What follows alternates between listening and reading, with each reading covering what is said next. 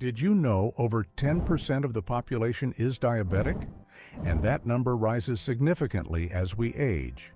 Over 33% of seniors over 65 are diabetic. And when you're diabetic, you have high glucose levels not only cause you fatigue, but also put you at a higher risk of heart disease. The thing is, just taking the right minerals can significantly help your insulin work, and cells burn sugar so you can live a healthier life. Without enough of the right nutrients, you can eat perfectly, yet still see those numbers climb. That's why in this video, we'll be going over the 10 best minerals every diabetic should take. We'll start off with useful ones and work our way up to the most helpful ones. So make sure to watch until the end because the last mineral is the most vital one you must be taking. Yet, so many people are low in this. But before we dive in, let us know in the comments, what supplements are you currently taking? Now, let's kick things off with the first mineral, which is a trace element that powers thyroid function and keeps your metabolism humming, so your body turns fuel into energy instead of fat. The first mineral is iodine. Iodine might not be the first thing you think of when it comes to diabetes, but for anyone managing blood sugar, it's one you definitely don't want to ignore. Here's the thing, iodine plays a key role in how your thyroid works, and your thyroid hormones control how your body uses energy. That includes how it burns calories, handles carbs, and processes fat. If your iodine levels are low, your thyroid slows down.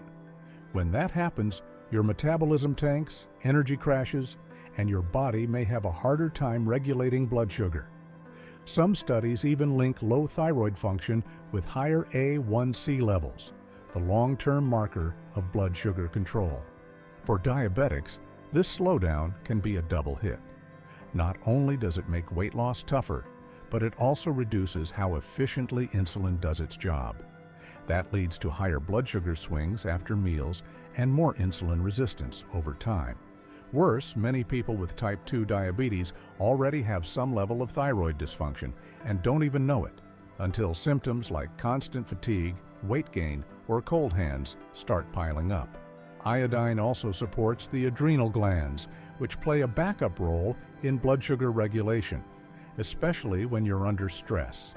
Chronic stress already makes it harder to manage glucose, so when your adrenals are struggling and your iodine is low, you're fighting on two fronts. The good news? Getting enough iodine doesn't mean eating spoonfuls of salt. In fact, a lot of table salt today is either low in iodine or not iodized at all. Instead, look to better sources.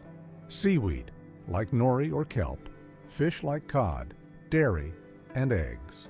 If you rarely eat these foods, a high-quality supplement might be worth talking to your doctor about. Just don't overdo it. Too much iodine can also cause thyroid issues, so the right dose matters. If you're diabetic and haven't checked your iodine levels or your thyroid, this might be the missing piece in your blood sugar puzzle. The second mineral is iron. Iron is one of those minerals that doesn't get talked about much in diabetes circles, but it should. If your iron levels are off, it can mess with your blood sugar in more ways than one. First, your body uses iron to make hemoglobin, the protein in red blood cells that carries oxygen to your muscles and organs. When you're low on iron, your energy tanks. You feel tired, weak, maybe even dizzy. That's not just annoying. It can make it harder to stay active, exercise, and keep your metabolism running strong. And for people with diabetes, less movement usually means more blood sugar spikes and more insulin resistance. But here's where it gets tricky. Both low iron and too much iron can be a problem. Low iron, or iron deficiency anemia, makes your body work harder to function, which can stress your system and cause unstable blood sugar levels. If you're often exhausted, short of breath, or your skin looks pale, low iron could be a silent culprit. And if you're taking metformin, a common diabetes medication, it might lower your B12 and folate levels over time, which can also affect how your body uses iron. On the flip side, too much iron, something called iron overload, can actually damage your pancreas. That's the organ that makes insulin. When iron builds up in the wrong places, it causes inflammation and oxidative stress, which hurts insulin production. Some people, especially men and postmenopausal women, can slowly store too much iron without even realizing it, especially if they take supplements without checking their levels first. So what's the move? Get tested. A simple blood test can show whether your iron levels are too low, too high, or just right. If you're low, foods like spinach, lentils, red meat, and fortified cereals can help. Pairing iron-rich foods with vitamin C, like citrus or bell peppers, boosts absorption. But don't just grab a supplement off the shelf unless your doctor says you need it. For diabetics, keeping iron in balance is key, not just for energy, but for keeping blood sugar steady and protecting the organs that help manage it. The third mineral is alpha-lipoic acid. Alpha-lipoic acid, or ALA, isn't a mineral in the classic sense, but it behaves like one in your body. And for diabetics, it's a game changer. ALA is a powerful antioxidant that helps your cells turn glucose into energy. Think of it as a helper molecule that keeps your metabolism humming and your blood sugar from climbing too high after meals. It also clears out harmful free radicals, those nasty particles that cause damage when your blood sugar runs too high for too long. That's especially important for people with diabetes who deal with constant oxidative stress from high glucose levels. But ALA's real magic shows up in your nerves. Many diabetics deal with nerve pain, burning, tingling, or numbness, especially in the feet and hands. This is called diabetic neuropathy, and it's not just uncomfortable. It can be dangerous. Studies show that alpha-lipoic acid can reduce that pain and even help restore nerve function over time. It doesn't fix everything overnight, but it's one of the few nutrients that actually makes a noticeable difference for nerve health. There's more. ALA also makes your body more sensitive to insulin. That means your cells respond better to the insulin you produce or the insulin you take, and glucose gets into the cells instead of floating around in your blood. In some studies, people taking ALA had lower fasting blood sugar and lower A1C levels after a few months. You can get small amounts of alpha-lipoic acid from foods like spinach, broccoli, and organ meats, but the amounts are tiny. Most of the benefits for diabetics come from supplements, typically around 300 to 600 milligrams per day. Just check with your doctor before starting, especially if you're already taking medication to lower blood sugar. ALA can make those meds work even harder, which could drop your glucose too low if you're not careful. The bottom line is, if you're diabetic and dealing with nerve pain, blood sugar swings, or insulin resistance, alpha-lipoic acid might be one of the most effective tools you haven't tried yet. The fourth mineral is selenium. Selenium might be one of the smallest nutrients you need, but it plays a big role in helping diabetics manage blood sugar and protect their health long term. This trace mineral works as a major part of your body's antioxidant defense system. It's involved in making an enzyme called glutathione peroxidase, which helps neutralize oxidative stress. Why does that matter for diabetics? Because high blood sugar produces more free radicals, those damaging particles that attack your cells, especially in the pancreas, where insulin is made. Selenium helps block that damage and keeps your cells working the way they should. But selenium doesn't stop there. It also plays a role in thyroid health, which is tightly linked to blood sugar control. If your thyroid is sluggish, your metabolism slows down, your energy drops, and your body becomes more insulin resistant. That means higher blood sugar and more effort needed to keep things under control. Selenium helps your thyroid make and use its hormones efficiently, which supports steady metabolism and more stable glucose levels. Some studies have also shown that low selenium levels are linked to a higher risk of developing type 2 diabetes. At the same time, having too much selenium, usually from oversupplementing, can backfire and possibly increase insulin resistance. That means the goal is balance, not more. The best way to get selenium is through food. Brazil nuts are the top source. Just 1 or 2 nuts a day can give you everything you need. Other good sources include tuna, sardines, turkey, eggs, and sunflower seeds. If you're not getting enough from your diet and your doctor recommends a supplement, look for doses around 55 micrograms per day, not megadoses.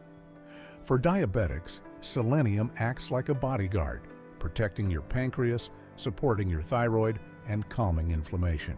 If your blood sugar has been hard to manage or your energy's been dragging, it might be worth checking if you're getting enough of this quiet but critical mineral. The 5th mineral is calcium. Calcium does more than just build strong bones.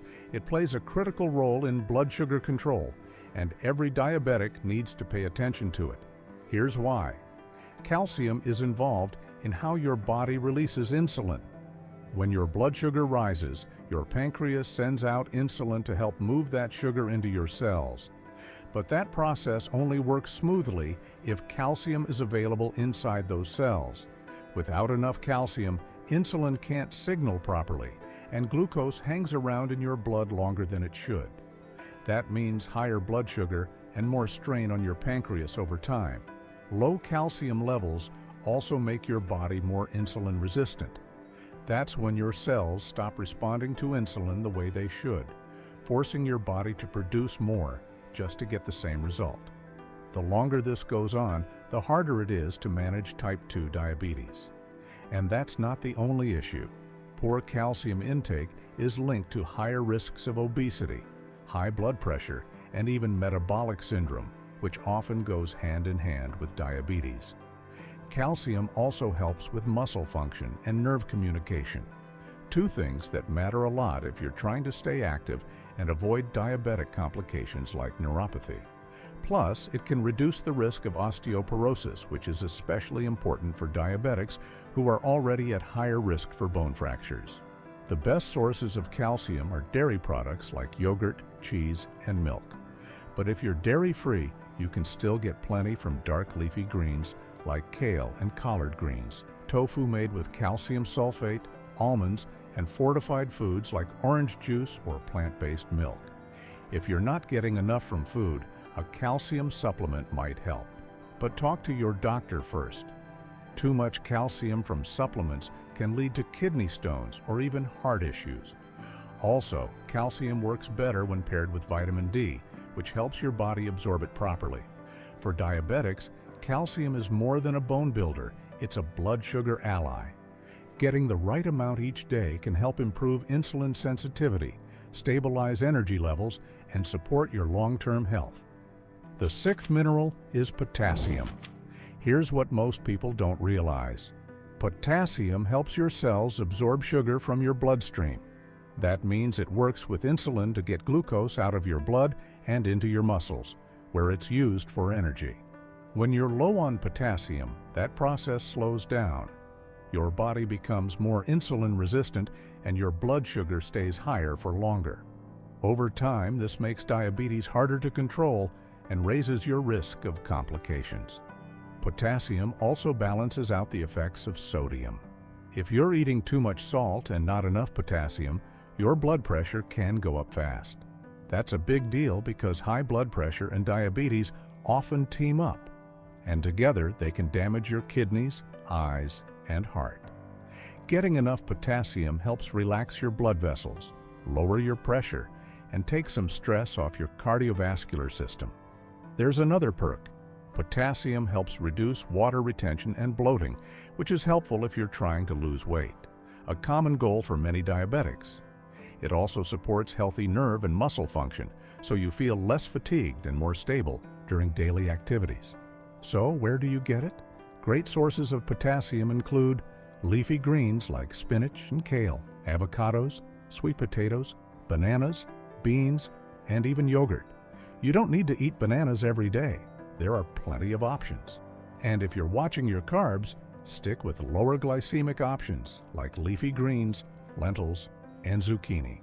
One warning, If you have kidney problems, talk to your doctor before increasing potassium. Too much potassium in a compromised system can cause serious issues.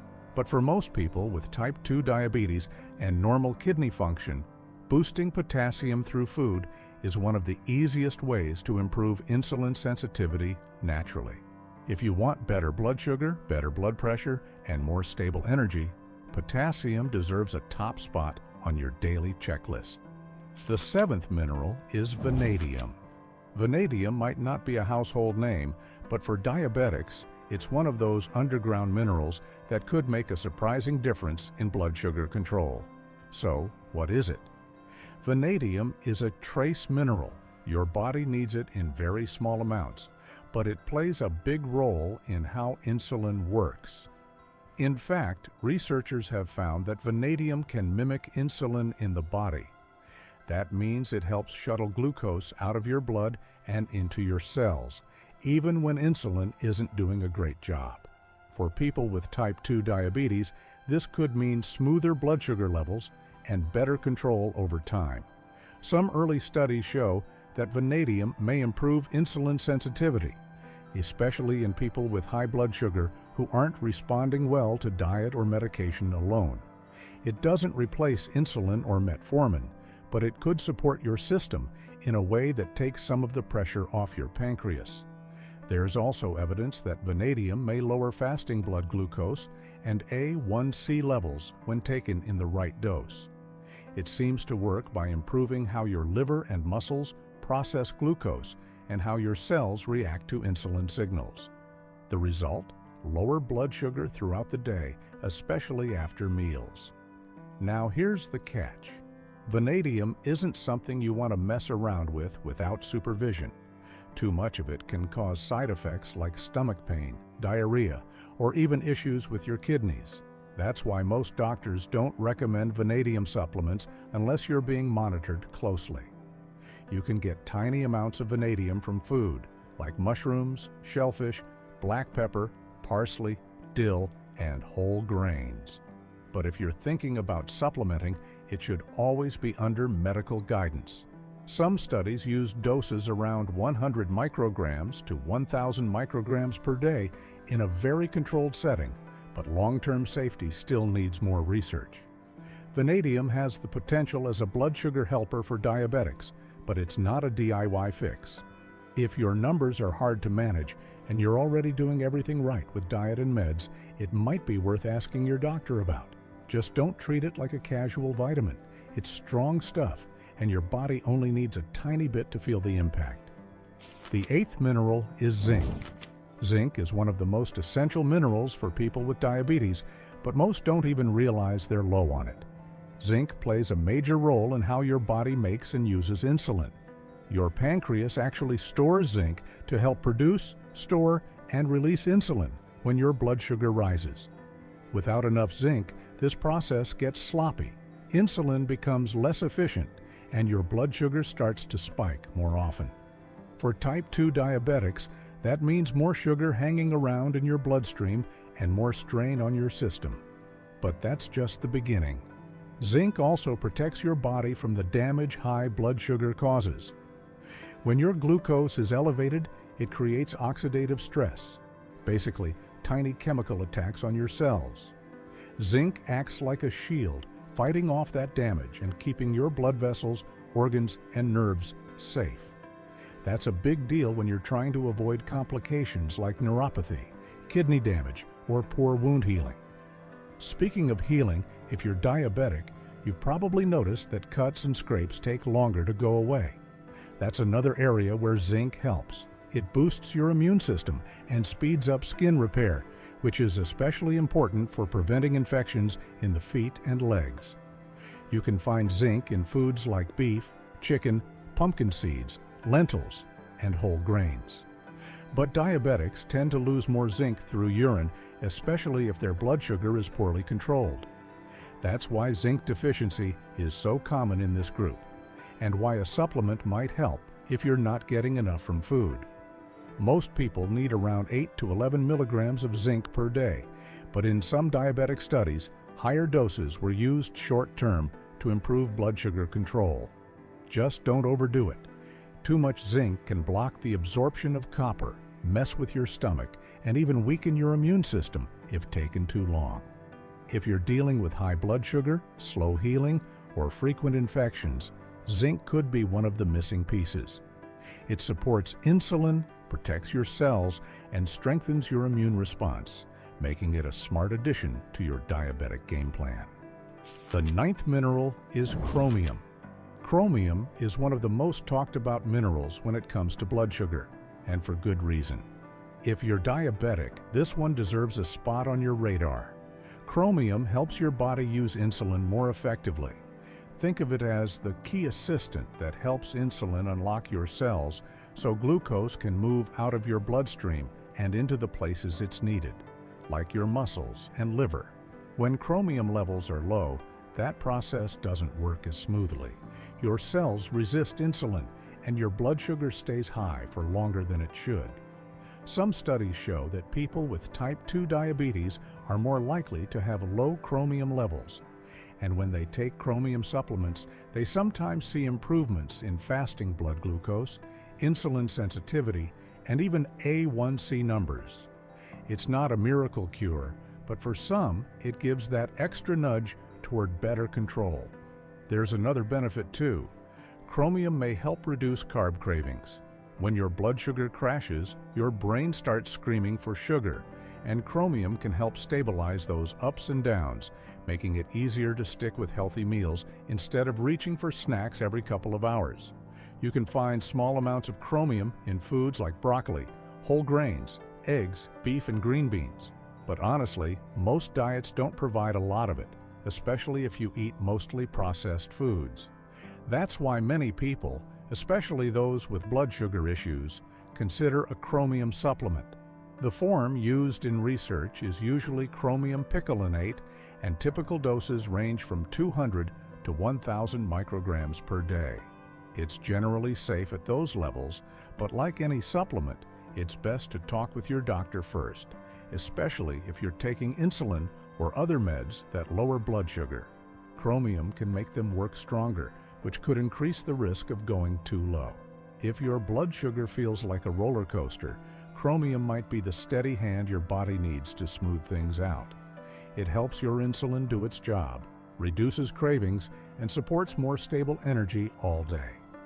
The 10th mineral is magnesium.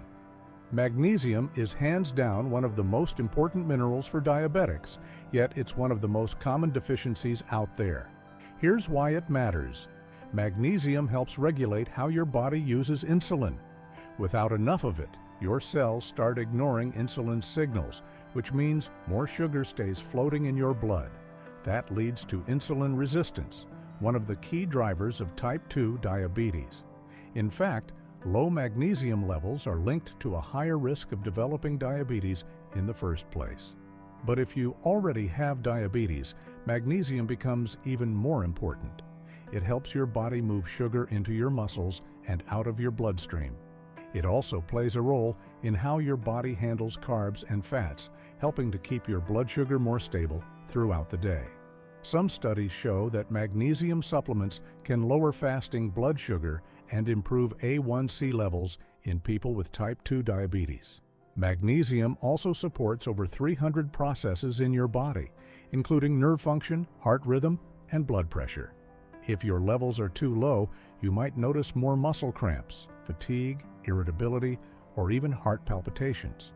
For diabetics, it can also worsen complications like neuropathy and high blood pressure.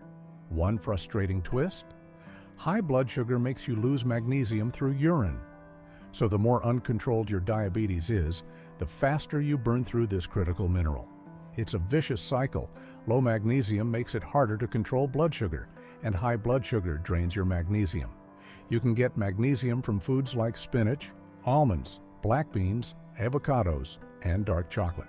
But if your diet's not consistent, or if your blood sugar has been running high, a supplement might help. Many doctors recommend magnesium glycinate or magnesium citrate, which are both easy for the body to absorb. Common doses range from 200 to 400 milligrams per day. If your blood sugar has been hard to manage, your energy is low, or you're getting frequent cramps, Don't overlook magnesium. It helps insulin work better, calms your nerves, and supports nearly every system your body relies on to stay in balance. Final thoughts. Managing diabetes is easier when you include the right minerals in your diet. By adding these top 10 minerals, you can help lower your blood sugar and feel better every day. Start small by eating more foods rich in these minerals like leafy greens, nuts, or fish, and watch how your body responds.